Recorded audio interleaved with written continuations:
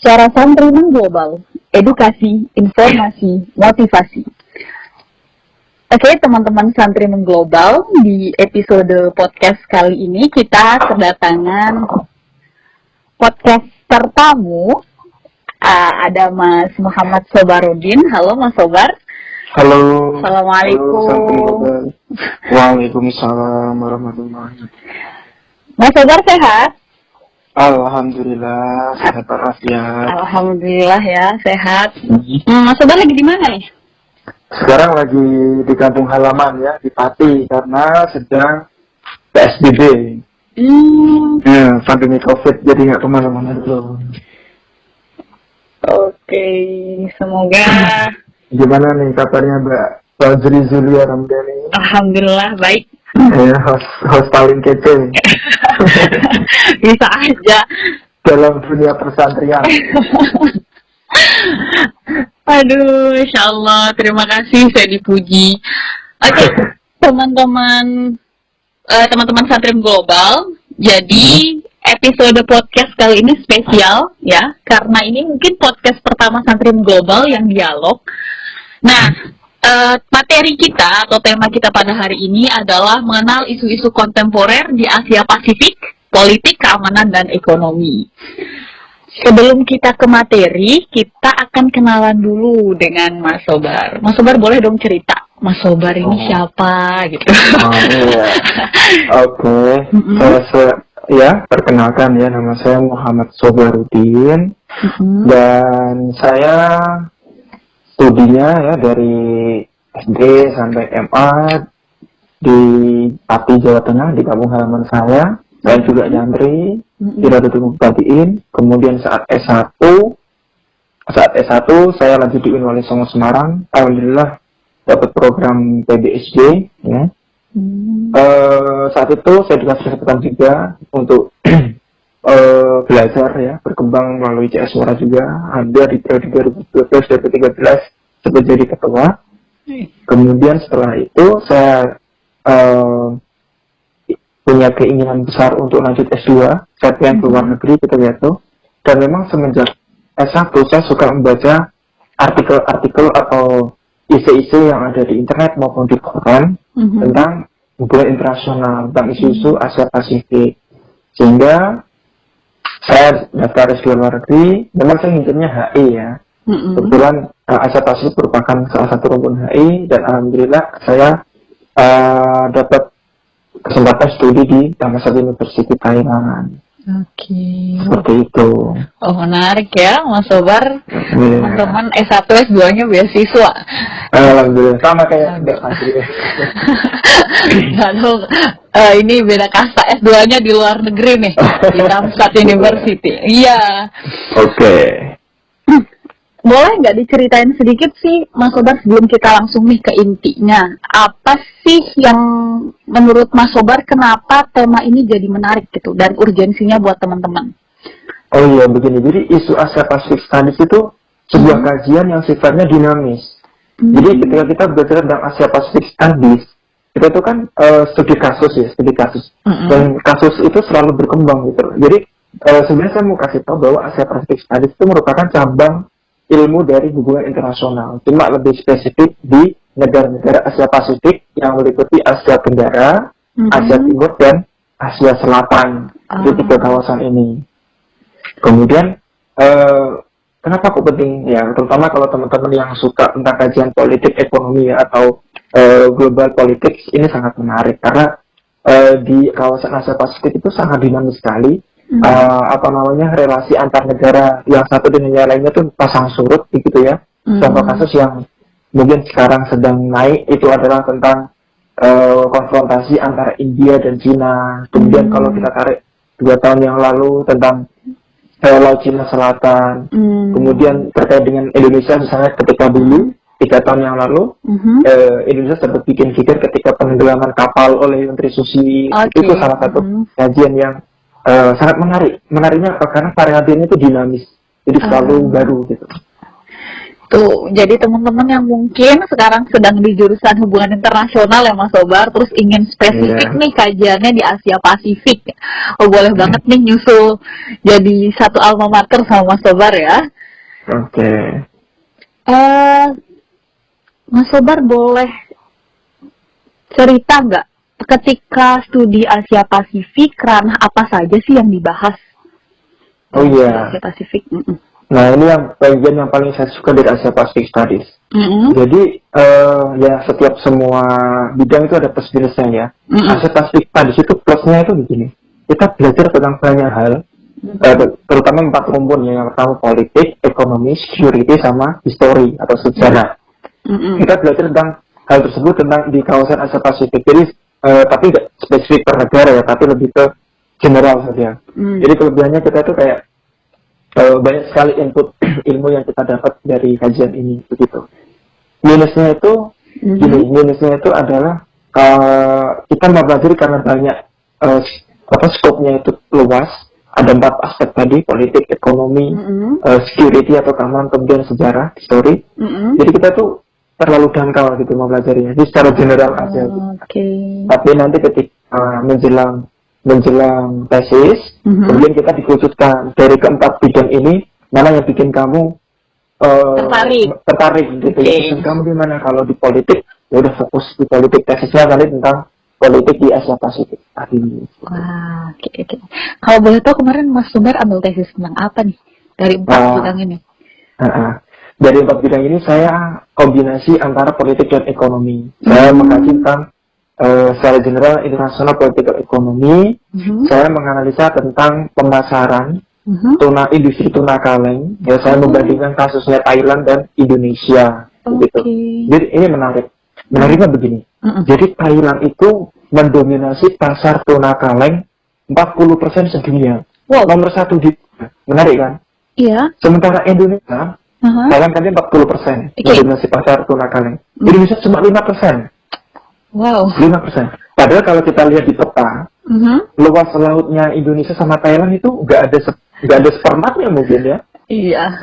Jadi di situ saya mengkaji ternyata banyak faktor kenapa Thailand bisa 40% mengalahkan Jepang, bahkan mengalahkan Amerika, ya, mengalahkan Indonesia apalagi gitu kan. Karena salah satunya pemerintah Thailand melakukan supporting policy di situ, termasuk bagaimana ia mendapatkan bahan mentah ikan itu, kemudian pemasarannya dan sebagainya.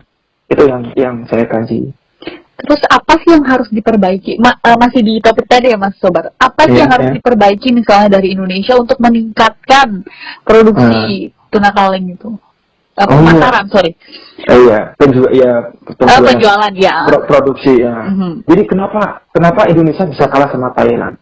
Jadi satu faktor pertama adalah jadi saya pakai water diamond model gitu kan. Di situ ada beberapa yang dianalisa. Salah satunya adalah ketersediaan bahan mentah ya. Bahan mentah. Jadi Indonesia ini melimpah sekali spot-spot yang menjadi area pemancingan atau penangkapan ikan tuna. Salah satunya di Natuna, di Binjai dan sebagainya. Sayangnya satu, nelayan-nelayan tersebut tidak menjual hasil tangkapannya pada industri di Indonesia. Karena apa? Karena secara lokasi itu jauh. Jadi kayak di Natuna misalnya, itu kan lokasinya di lebih dekat Malaysia. Ke atas dikit sudah sampai Bangkok gitu kan. Kalau di kayak ke utara dikit ya, kalau di peta itu sampai Bangkok. Sedangkan tempat-tempat pengalengan tuna, industri tuna di Indonesia itu lokasinya mayoritas itu Jawa sama Bali. Jadi para nelayan ini daripada dia bawa tunanya ke Jawa, yang mana itu lebih mahal dari transportasinya, dia jual lah ke Bangkok. Jadi Bangkok harganya lebih tinggi begitu. Nah, itu salah satu kenapa dari segi bahan baku Thailand punya banyak, dan Thailand juga melakukan impor ini tidak cuma dari Indonesia, dari negara Vietnam dia juga menerima impor gitu kan. Itulah. Kemudian dari segi modernitas industri itu sendiri di Thailand sangat modern sekali, dan dia kerjasama dengan Jepang untuk melakukan sistem sanitasinya, kemudian pengolahannya, packagingnya itu lebih bagus dibanding Indonesia, sehingga kapasitas produksi Thailand jauh lebih tinggi dibanding Indonesia. Kemudian ini saya ambil poin utamanya aja ya. Oke. Kemudian yang ketiga, poin penting yang kenapa Indonesia 5% dari total produksi tuna kaleng di dunia, sedangkan Thailand 35-40% adalah negara Thailand itu bekerja sama dengan importer atau konsumen tuna dunia. Jadi ada tiga kelompok besar konsumen tuna kaleng dunia. Pertama Jepang, kedua Eropa, Uni Eropa ya, seluruh negara Eropa. Yang ketiga adalah Amerika Serikat. Pemerintah Thailand bekerja sama dengan negara-negara tersebut supaya produk tuna kaleng mereka tidak dikenai pajak begitu. Jadi zero cost tariff ya, istilahnya dalam tarif bariernya itu diturunkan, sehingga harga tuna kaleng yang masuk ke sana otomatis kan bisa lebih murah karena dia tanpa pajak, zero tax gitu kan. Sementara Indonesia, contoh kayak kasus Jepang, dia masih dikenai pajak sekitar 7%, sehingga produk Indonesia sulit bersaing dari segi harga dengan produknya Thailand, seperti itu. Mungkin ada ini nggak Mas Sobat, ada solusi nggak kira-kira? Apa mungkin pembangunan pabrik di daerah-daerah yang dengan kawasan laut yang mungkin bisa sangat tinggi produksi ikan mentahnya, bahan mentah untuk tuna kaleng? Atau bagaimana kira-kira solusi? Iya, dari solusi sendiri sebenarnya kemarin saya sempat baca di Kompas itu Pak Luhut sudah Bu Susi, ketika masih Bu Susi sebagai Menteri KKP, itu sudah bikin produksi tuna kaleng di Natuna, tapi sekarang masih on progress gitu untuk mengantisipasi penjualan tuna mentah ke negara lain termasuk Thailand. Jadi ya mungkin salah satu solusi supaya produksinya tuna kaleng kita menggejot, karena tuna ini merupakan salah satu komoditas yang paling menghasilkan banyak uang. Jadi salah satu komoditas ikan, kan kita negara maritim ya, 2/3 wilayah kita itu maritim, sih kekayaan laut kita ini salah satu yang paling menghasilkan uang itu tuna. Nomor 1 itu udang, termasuk jenis-jenis udang itu ya. Yang nomor 2 itu ternyata adalah tuna gitu loh. Jadi sangat ironis karena kita wilayah lautnya luas, tapi di sisi lain dari sisi produktivitas kita cuma 5%, kalah dari negara yang lautnya lebih sempit gitu kan. Seperti itu. Kemudian satu lagi nih solusinya, pemerintah harus melakukan negosiasi dengan negara importer terbesar terutama, supaya bisa menghilangkan tarif barrier itu. Jadi supaya komoditas kita bisa zero tax, seperti itu, melalui bilateral relationship. Mas Sawar, menarik ya. Betul-betul menarik. Betul-betul menarik. Teman-teman nih, kalau misalnya sedang berada di jurusan HI ini, kayaknya harus dengar nih podcast ini, biar mungkin bisa tertarik untuk, kan kadang-kadang banyak sih Mas Sobar bingung abis kuliah di HI itu kira-kira bakal ambil apa spesifik apa atau bagaimana. Jadi studi Asia Pasifik ini bisa jadi salah satu tujuan studi ya untuk teman-teman yang ada di HI. Mungkin bisa nyusul Mas Sobar nih biar bisa. Amin.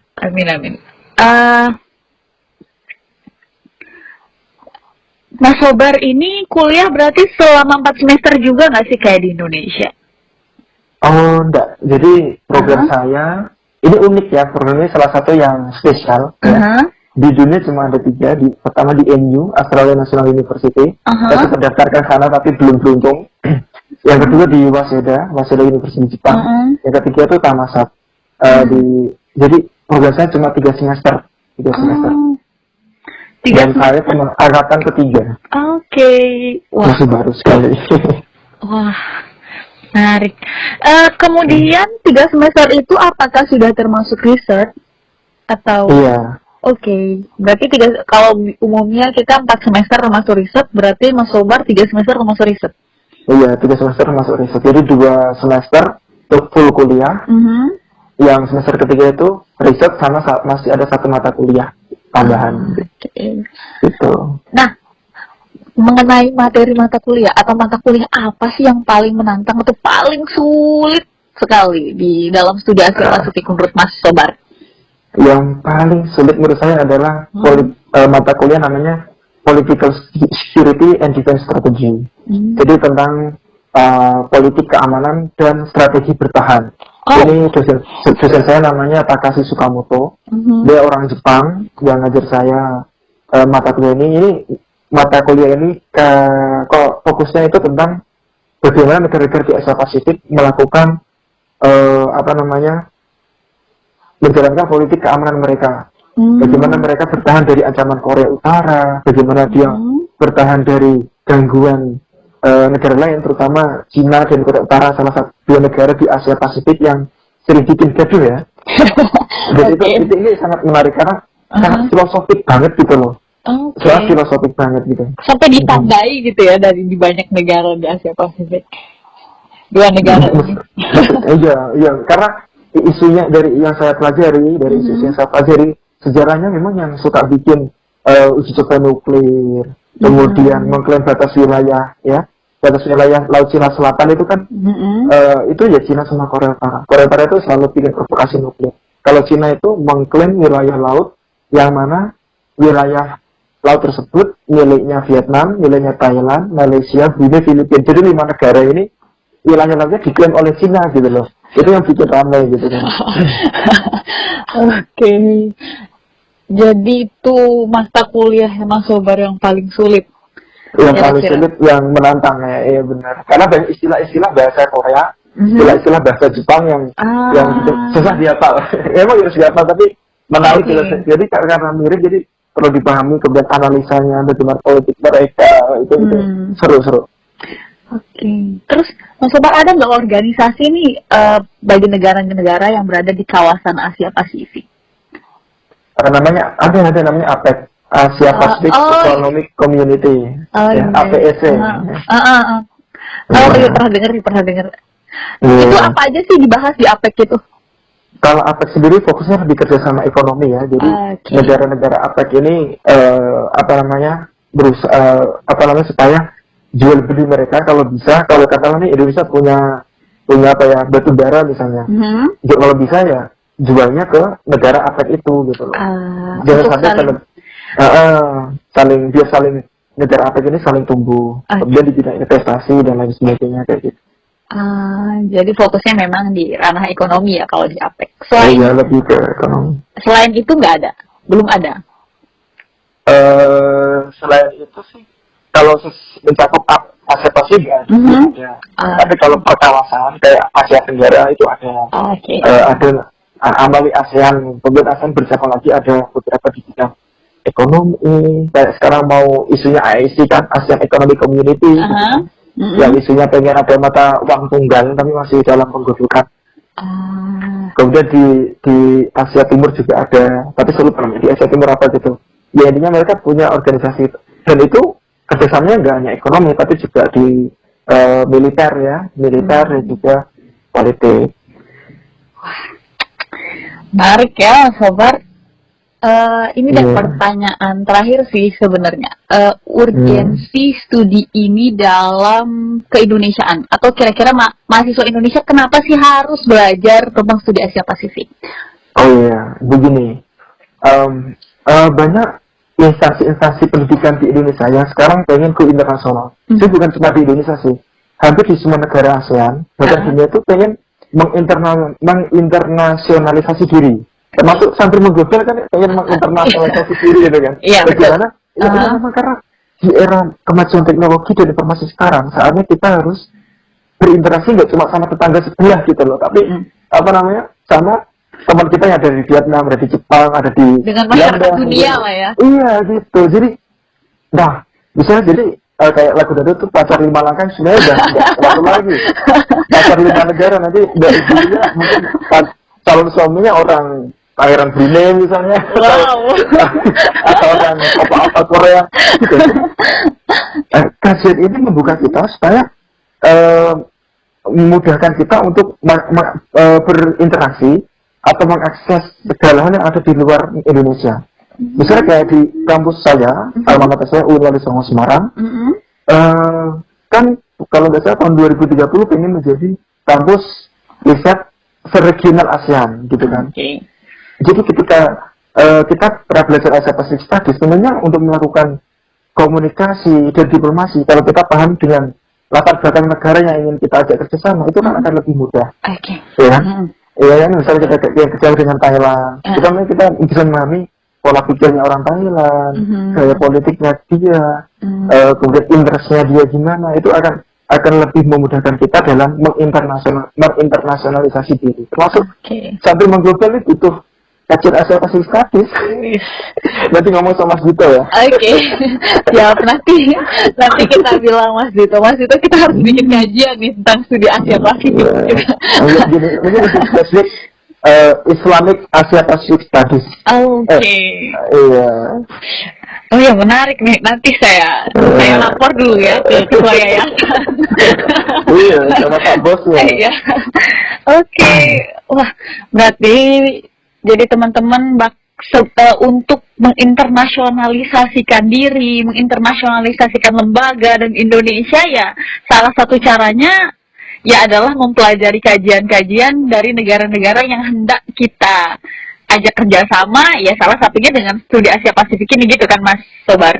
Betul sekali, iya betul. Ya, Insya Allah menarik sekali teman-teman Satrim Global.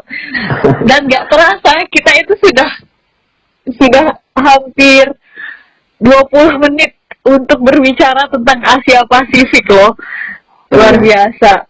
Dan menarik. Semoga selanjutnya nih Mas Sobar, kita bakal undang Mas Sobar nih. Kira-kira nanti bakal buat cerita lebih lanjut dan lebih dalam. Mungkin dengan ide tadi Mas Sobar kita bikin kajian tentang Islam di Asia Pasifik dan sebagainya. Boleh nggak Mas Sobar? Ya, Insya Allah boleh. Siap. Oke. Pesan buat teman-teman santri Indonesia yang punya keinginan berkuliah di luar negeri, khususnya pada bidang kajian studi Asia Pasifik. Iya, pesan saya begini. Jadi kajian Asia Pacific Studies ini sangat menarik. Jadi kalau teman-teman santri yang pikirnya santri, kamu bisa mengangkat isu keislaman karena Asia Pacific Studies. Jadi begini, saya punya dosen, itu dia orang Thailand, cewek, namanya aduh saya lupa ya. Titirat apa Tarida, aduh saya lupa, saya kasih tahu namanya, dia cantik sekali, namanya Titirat kalau di sana. Jadi dia paham tentang Islam di Asia, di Indonesia. Jadi dia sebutannya itu Indonesianis. Dia pernah ngajar saya, itu dia membahas apa yang dibahas. Dia seorang cewek Thailand, Buddhis. Dia mengajar saya mengangkat isu tentang Sunni dan Syiah. Dia mengangkat tentang pesantren Ruki. Ingat nggak pesantren yang punyanya siapa itu? Ustadz yang sekarang di penjara yang sepuh itu yang terduga teroris. Dia mengangkat isu itu gitu. Abu Bakar Ba'asyir, Abu Bakar Ba'asyir gitu kan. Dia mengangkat isu, jadi dia paham banget bagaimana Islam penyebarannya, bagaimana konsep Islam di Indonesia, ya. Itu sangat menarik gitu loh. Dan dia seorang Buddhis gitu kan. Dia kan menarik. Jadi kalau misalnya ada teman-teman santri yang juga tertarik dengan Asia Pacific Studies, tentunya ini bisa menjadi warna baru gitu kan. Santri Indonesia membawa kajian Asia Pacific Studies membawa kajian keislaman ke Asia Pacific Studies gitu kan. Kali itu maksudnya ke security itu. Gitu. Teman-teman santri Indonesia harus dengar semuanya ini pesan dari Mas Sobarudin ya, senior kita yang sudah kuliah di studi Asia Pasifik. Baik, kami mengucapkan terima kasih banyak Mas Sobarudin sudah hadir di podcast kami, meluangkan waktunya, meluangkan waktu berharganya untuk kami dan bercerita tentang Asia Pasifik. Terima kasih banyak Mas Sobar. Ya, sama-sama Mbak Zulia. Ya, sukses Mbak Zulia. Amin. Semoga kita yang dengerin bisa metik manfaatnya ya dari apa yang disampaikan Mas Sobarudin. Amin. Amin. Baik, kalau gitu saya pamit undur diri. Saya pamit ke Mas Sobar dulu. Mas Sobar, saya pamit. Terima kasih banyak. Ya, kita pamit dulu ke teman santri mengglobal. Assalamualaikum warahmatullahi wabarakatuh. Waalaikumsalam warahmatullahi wabarakatuh. Saatnya santri mengglobal.